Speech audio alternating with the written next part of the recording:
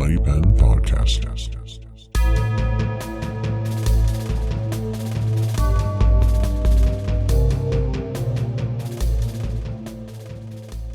Chapter 9. Are you sure?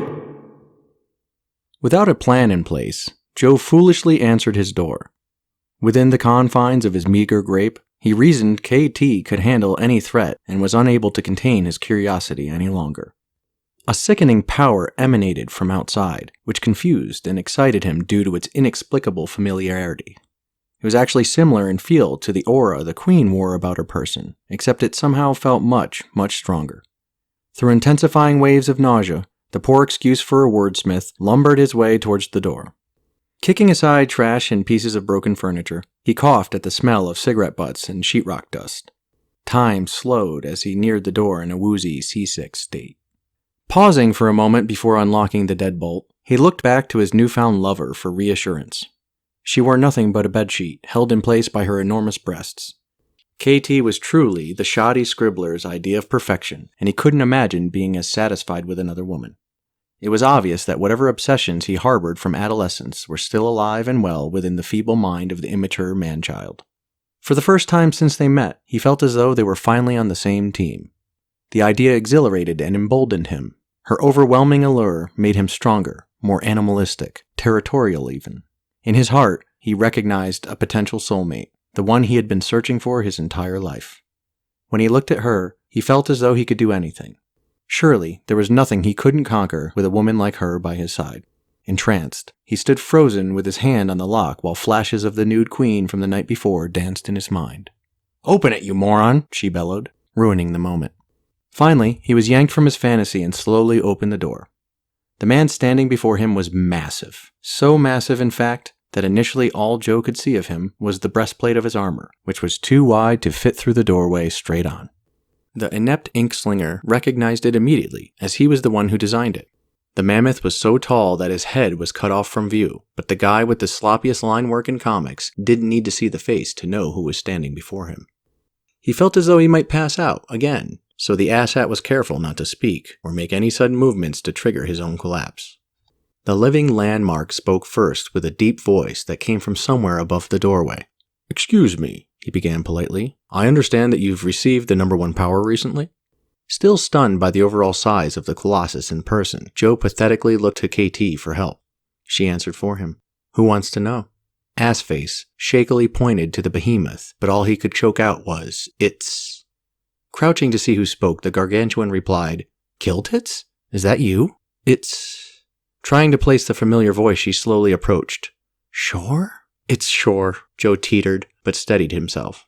The mentally defective maker rubbed his temples in disbelief. He couldn't wrap his shriveled raisin around the fact that there were now 2 of his characters he created in front of him. To say the situation was surreal would be an understatement. The rampant motor mouth was momentarily stunned into silence by the lunacy of it all. Shore seemed shocked as well, but it was to find Killtits on, of all places, Earth. "It is you," he exclaimed. "I shouldn't be surprised. Where the number 1 power goes," he bowed lower, "Queen Killtits can be found." At this she shrugged. It was no secret she coveted the number 1 power for herself and had a long-standing rivalry with the now decomposing wizard Gerblonzo for it. After a quick glance at the still frozen Joe, Shore asked her the obvious question. "So, why don't you just kill him and take it? You've certainly been after it for long enough. I, for one, think you'd make a worthy host. And he looks..." "I can't." She seemed annoyed by that fact. "He's my..." Shore's eyebrows raised. "Maker." The hulking brute jabbed a thumb the size of a banana in Joe's direction. "So you..." He re-aimed the banana at Katie. "Made her." Forgetting his fear for the moment, Joe proudly blurted, "Sure did." Impressed, the demigod eyed the Queen up and down. "Good job, man." KT rolled her eyes so hard she nearly fell over. The blockhead was beaming at the praise. "Thanks. Her design took about 6 months, but when I had it right, I just knew." "What are you doing here, Shore?" Katie snapped. "Wait," Joe pushed through. "How do you 2 know each other?" Ignoring his question as he did hers, the sorceress shoved him aside like a small child and approached the powerhouse with anger in her eyes. "Answer me, you big oaf. Why are you here?" Grinning through a braided beard, the legend replied, "Always the demanding queen. You haven't changed one bit." His smile revealed 2 rows of perfectly white teeth, and he waved a hand the size of a catcher's mitt. "Relax. I'm only here for him." As usual, Joe was completely lost. Hello? No one answered me. I asked, how do you know each other? His brain finally caught up. What do you mean you're here for me? Shore gently explained to the lesser man. The Queen and I once dated, for about a month. He seemed proud of the fact, which angered the, by comparison, tiny human. And I've been sent here by my master to take the power from you and deliver it to one more worthy. He was quick to add, no offense. That power is mine, the sorceress erupted. I just haven't figured out how to get it from him yet, Shore. She put her hand on his chest. I need more time. Completely ignoring what KT just said and locking onto her hand, Joe was stuck on the fact that someone else had slept with the woman he specifically fashioned for himself. His juvenile brain couldn't understand how that happened, especially if he didn't write it. So you two had sex? KT looked to the ceiling in order to avoid eye contact, but Shore gave a nod of confirmation, which seemed inappropriate somehow, despite answering a direct question about it. When did that happen? The pitiful turd squawked. I didn't write that.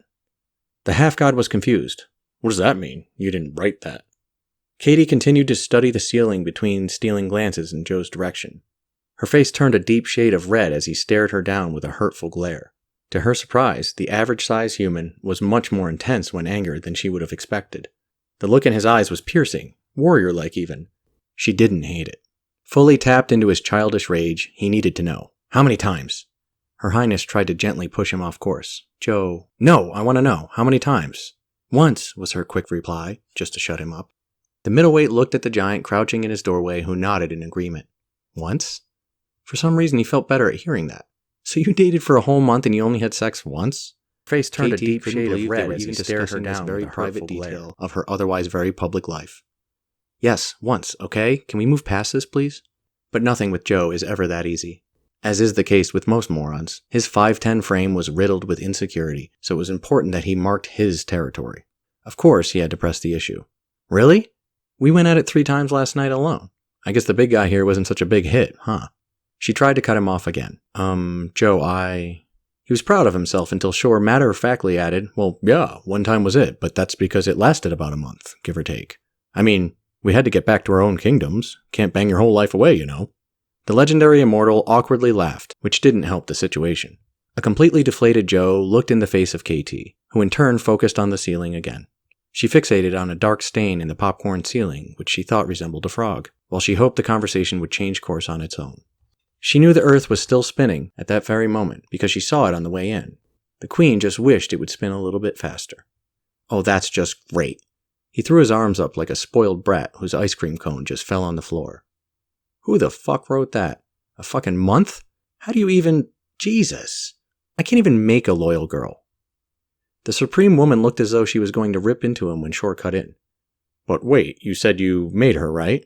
Yeah, so, Joe shot back. The immense immortal pulled an incredulous face that prompted KT to jump in. What's your point, she snapped. Doesn't that pretty much make him your father? He asked. Even Joe had to admit the colossal specimen had a point. I didn't think about that. He regarded KT and reflected in agreement. Huh, I guess in a way I am your father, aren't I? No wonder you kept calling me daddy last night. Okay, she cut him off. We don't need to bring up last night ever again. Shore's face crunched itself into a grimace as he tried to shake off the image. She continued. So, you said you were here to take the number 1 power, right? Regrouping, she motioned to Joe. Well, there it is. She hoped Shore would kill Joe.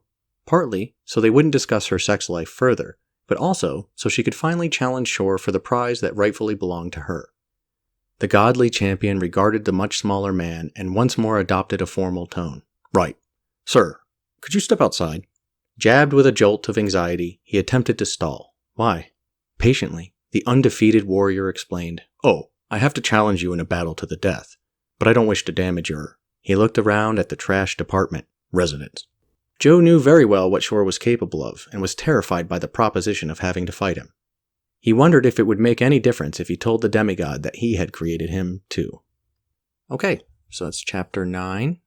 We have a little bit of a love triangle going on here between KT and Joe and Shore, who is a giant, massive demigod type that Joe had also created and is terrified of because he knows exactly what Shore is capable of. So, interesting chapter there. And we're going to go into chapter 10. So let's do that. Chapter 10. Bring on the weird. Within sight of a dying star, at the actual center of Joe's made-up universe, Dr. Weird knelt before the one who had a hand in putting it there. Or at least he hoped he was kneeling. Being as close as he was to the most powerful being in the universe, Weirdness was locked within a deeply hallucinogenic state in the most uncomfortable way imaginable. Despite the intensifying waves of horrid, reality-bending pain, the wizard was in total awe. The not-so-good doctor had already carried out many a gruesome murder for the god, and basically acted as a hitman of sorts. Not in all those successful missions was he ever granted the presence of the One himself, until now. This was the first time he'd been commanded to appear in person, which filled him with a paralyzing anxiety. He kept his eyes averted out of respect, but the pulses of energy radiating off the immense being had a dizzying power which was nearly killing him. The situation was stupefying and beyond compare. For Dr. Weird, the feeling was not unlike that of being burned and regenerated simultaneously, so it was both extremely painful, somewhat soothing, and terribly itchy. D-Dubs wasn't sure, but he had a strong feeling that the meeting might end in his sudden demise, so he waited for the proverbial axe to fall at any moment. Despite the crippling paranoia, he was elated to simply be in the presence of the One himself. Very few mortals ever had the honor. The assassin kept quiet while he patiently waited for the Supreme Being to say whatever it was he felt like saying, if he felt like saying anything at all. After a long and extremely uncomfortable silence, the God of Gods finally spoke. "Of all my children, I've enjoyed your work the most." Until that moment, he had only ever received his commands via third party. The One's words seemed to have a wildly different effect on him in person. Although it's true, there were times when the doctor had had his doubts about his employer. He was a smart man and trusted his instinct not to call the potential bluff of the One's messenger. This meeting, however, was reassurance that he had been correct not to resist in the past. All the right power plays were made, and he was about to receive a great reward for his outstanding service, or possibly die. Knowing he'd find out soon enough, he saw no point in jumping to conclusions. A spectral claw at the end of a very long limb slowly extended itself towards him. It gently lifted his chin with a sharp nail terminating in a point that was wider than his shoulders. At last, he opened his eyes. Nothing could ever compare to the sight. It was horribly vast. Stretching to the very corners of the assassin's view, the god's form seemed to constantly grow and change its shape. His outline continuously broke from itself and dissipated like flames flicking themselves from a campfire on a still night. Different colors rippled through his body, as though pushed along by waves from some unseen current. In the distance behind him was a burning star, so bright the multicolored rays of energy it produced filled the space around them with a reality-warping liquid. The unstable star was in its last violent throes. Massive hypnotic explosions bloomed all across its surface, like a time-lapse video of blossoming red flowers. Nothing held its shape for long. This made it impossible for Dr. Weird to know where his actual physical form was, or what his face was up to at any given moment. He feared losing control of his bowels, but it would be impossible to tell if he did, so the human remained calm and thought of something else. Time sped itself up and slowed back down in random intervals. Weirdo-palooza had no clue what was keeping him alive since he completely lost focus on the spell which enabled him to breathe in space. It must have been the One's doing, he assumed. The irony that he, Dr. Weird, felt so strange was not lost on him either. Being something of a control freak, he was rarely this far out of his element. In that moment he couldn't help but notice that everything about his existence seemed fake and poorly designed. His mind took a stroll down a dark path, and he wondered if death would be as surreal as his life had been. Finally, he managed to control his greasy face long enough to choke out a proper answer. "Thank you, my lord. I had no idea you were watching." "Of course I was. Viciousness incarnate. You are a natural." As he said it, fingers of lightning jumped from the corners of his mouth, and blue cores of flame ignited within his wells for eyes. Flabbergasted by the lack of himself being horribly killed, the god's assassin bowed a bit lower. Even his normally immobile, skunk-striped hair flopped over and bowed along with him out of respect. "Thank you, my lord." "Now, you will slay another for me." He exhaled a long stream of what appeared to be smoke, only it was dotted with space debris and various multicolored rocks. "It would be my honor. Where can I find him, or—" His creepiest eyebrow rose. Her. Earth. Taken aback, this hit him like a stick to the shins. It had been many years since he'd seen or even thought of his home planet. His eyebrows settled back down, and traces of a grin flickered across his sharply angled face. Throughout the rest of the galaxy, it was widely known that most humans are weak and know nothing of magic. Dr. Weird recalled how they mocked him when he was young. In those days, he couldn't have known the magic on Earth was nothing but a collection of tricks and sleights of hand, not the city-leveling forces he currently wielded in his line of work. His comically villainous face twisted itself into something awful as he relished the idea of leaving massive, raised mounds of bodies wherever he went on the defenseless planet. It sparked in him the desire to travel back to Earth, if nothing else, then simply for the sheer numbers he was capable of putting up while he was there. Doing another job for the One was the perfect excuse to go on a murderous rampage and celebrate after. What does he, my target, look like, my lord? He's a frog. Horrified that he misheard the Omega himself, he paused for some time before clarifying. A frog, my lord? Yes, one of those little slimy things that flops and flaps on rock and twitches and kicks in water. Real tiny guys, usually. He knew what a frog was, but the request was beyond weird. He also had difficulty trusting his mind in the environment they were in. Merely being disoriented would have been a huge improvement compared to the melting reality that scorched his bleeding soul at the moment. The constant pain he felt distracted the assassin beyond all capacity for logic, but there was no choice but to accept the situation and go with it. The indescribable sound of the elemental voice made him weep, and his face felt like it was being stabbed by invisible blades. On some level, he knew it was warranted, and felt as though he deserved whatever happened to him at this point. Weird did, however, feel that he was growing stronger by the moment simply for enduring it. The rush of his power levels rising within him made the mass murderer eager to go test himself, if he survived the remainder of the meeting with the One, of course. The sorcerer could tell he was inheriting new abilities simply by being in the god's presence alone. It was power by proximity, so despite the pain, he felt content to stay put. Of course, master. You must wish for him to truly suffer if you've chosen me to correct the situation. His shiny skunk hair reanimated to help him deliver the lines. Yes, he must suffer greatly. In a risky move, Doc pushed for more. If I may be so bold, your righteousness. Could I know the offense which sealed this frog's fate? Weird winced and shut his eyes tight while he waited to be crushed, exploded, or burned, separated, slapped, or even just flicked in the forehead, really. When any of those didn't, and he wasn't, he boldly looked up for the answer. The god's face turned a horrible shade of green, and he gnashed enormous teeth the size of buildings. That frog just killed my brother. As the words were spoken, the star behind him exploded into a supernova, with an epic blast that turned the burning sun into a cloud of reflective, glittering powder. The wake of the explosion tore open a flap in space which revealed another, larger universe behind it. The force also shot poor Weirdy Pants in the direction of Earth. After a while, he got over the crippling awe he felt at the One's abilities. He then recast the spell for his oxygen bubble, controlled his trajectory, and made sure to stay on course. His plan was to kill the frog viciously, for his master, and then the rest of the planet, also viciously, as a little bonus to himself.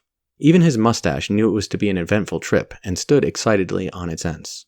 Let me explain a bit more about this guy, Dr. Weird. Much like Batricus, and KT for that matter, Weirdness craved above all things power. Due to the nature of his profession, it could be argued that he was the purest of evil, right down to the ends of his pointy mustache. But that's not the way he saw it. To the Doctor, power was power. Morality was a construct of the limited, and he bore no such cross. Okay, chapter 10 in the books. Awesome. So we got to meet Dr. Weird, who is a magical assassin for basically the god that rules over all other gods in Joe's made-up universe. So we met Dr. Weird, we met the One, and the One has commanded Dr. Weird to go kill the frog, who we met earlier, so which is Batricus. So he is sending Dr. Weird to go assassinate Batricus, who had apparently, when he had burned to death the Bone Demon, killed the One's brother. So it's a big deal to him. And as a bonus, Dr. Weird was actually originally from Earth and is embittered by it. So since he has to go back anyway for a job, he's now decided to murder the entire planet while he's there as a little bonus to himself. So that's where we're at. Chapter 10 in the books. We will return in 2 weeks with chapters 11 and 12.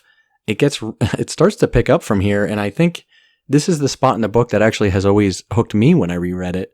I try to pretend I didn't write it, and I just read it for fun.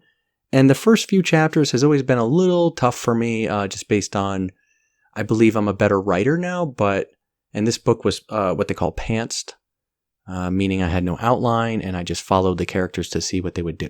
Super fun book to write, though. I had a blast writing it, and this is the part in the book where I'm actually starting to, have a really great time reading it again.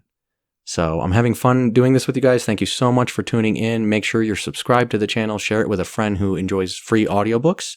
And we will see you next time on the Mighty Pen Podcast.